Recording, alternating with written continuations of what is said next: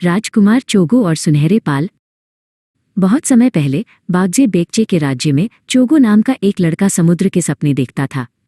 मैं बाहर की इस बड़ी और अद्भुत दुनिया की सैर करना चाहता हूँ, वह खुशी से चिल्लाया। उसकी आंखें नीली लहरों की तरह चमक रही थीं। चोगो ने एक सुनहरा जहाज डिजाइन करने के लिए एक चतुर वास्तुकार नारू से मुलाकात की। नारू, चलो दुनिया की सबसे मजबूत और सबसे सुंदर नाव बनाते हैं, चोगो ने उत्साह से कहा। साथ मिलकर उन्होंने एक बड़े कागज पर भव्य योजनाएं बनाईं। आखिरकार जहाज तैयार हो गया। यह बागजे के बेहतरीन खजानों से भरा हुआ था। पाल खोलो, चलो अपनी कला और सुंदरता को दुनिया के साथ साझा करें, चोगो ने चिल्लाकर कहा और सुनहरे पाल हवा के झोंके के साथ खुल गए। उनका पहला पड़ाव लियाओक्सी था। चोगो और नारू ने बागजे के चमकते हुए रेशम के थान खोले। ये रेशम तो बादल की तरह कोमल है, वहां के लोगों ने आश्चर्य से कहा।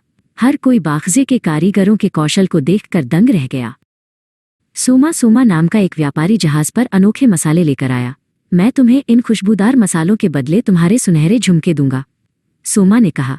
चोगो मुस्कुराया और उसने मसालों के बदले सोने के सुंदर आभूषणों का व्यापार किया। इसके बाद वे शानडोंग की धरती पर पहुंचे। चोगो ने विद्वान लिन को बढ़िया कागज और ब्रश भेंट किए। चोगो ने समझाया, यह चिकना कागज बागजे की बुद्धिमत्ता और ज्ञान को समेटे हुए है। लिन इस उपहार को पाकर बहुत भावुक हुए। अचानक समुद्र में एक भयानक तूफान आया।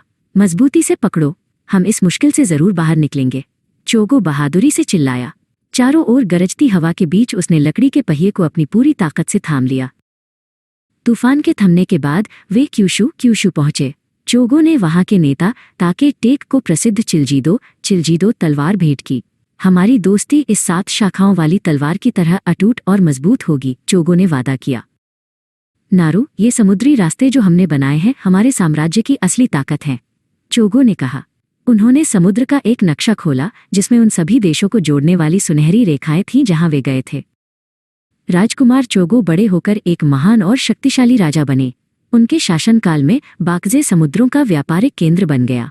उस छोटे लड़के के बड़े सपने ने एक भव्य सुनहरे साम्राज्य का निर्माण किया जिसे इतिहास में हमेशा याद रखा जाएगा।